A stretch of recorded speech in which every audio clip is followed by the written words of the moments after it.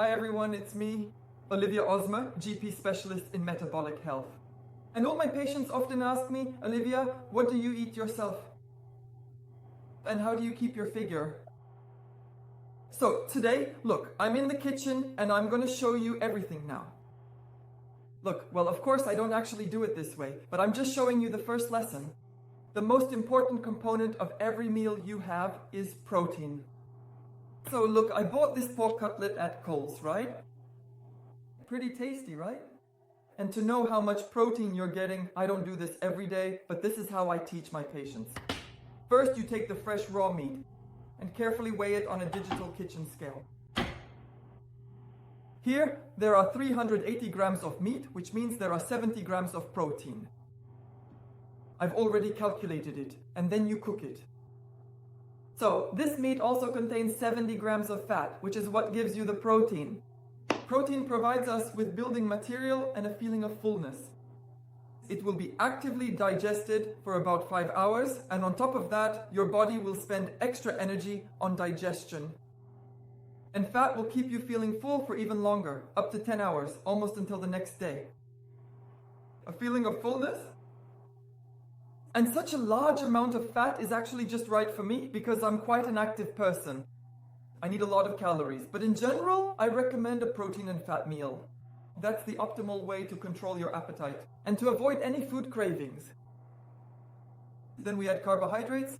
For example, for carbohydrates, I take one sweet potato like this, and I weigh it as well. I weigh it too, just like this.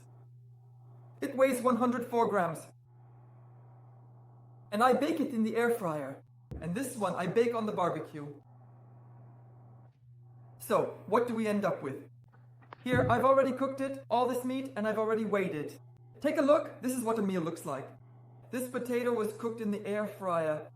This pork was grilled on the barbecue. It's very tasty. I usually don't add salt to my food because there's already enough salt. And a small cucumber like this. And this whole meal is exactly 1,000 calories. There are 70 grams of protein here. 70 grams of protein, that's half my daily requirement. Look, I weigh 74 kilograms and I recommend my patients get 2 grams of protein per kilogram of body weight.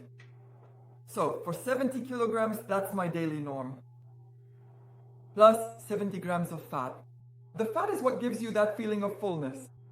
And right now it's 3 o'clock in the afternoon. This is my lunch and sort of my dinner as well. Sometimes I don't even have dinner, because I feel so full after a meal like this that I don't want to eat dinner.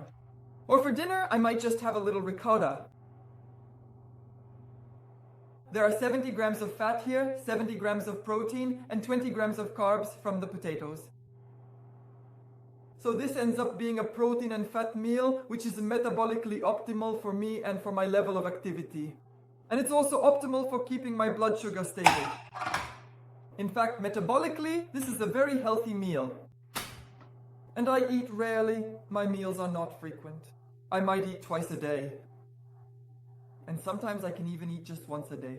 Sometimes 3 times. So right now, I'm not really pushing myself. I eat as much as my body needs, because my body is already tuned in. My body is already calibrated. It knows when to ask for food. And I have absolutely no food cravings at all by definition. So basically, that's exactly what I want to say. So what do I usually tell my patients? All these dietitians give very complicated formulas, like how many carbs, how many calories, and so on. On average, a person needs 2,000 kilocalories, right? I don't even focus on calories at all. I just recommend that patients meet their protein requirement. And on average, for an ordinary person, that's 120 to 150 grams of protein. 150 is quite a lot. The formula is 2 grams per kilogram of body weight.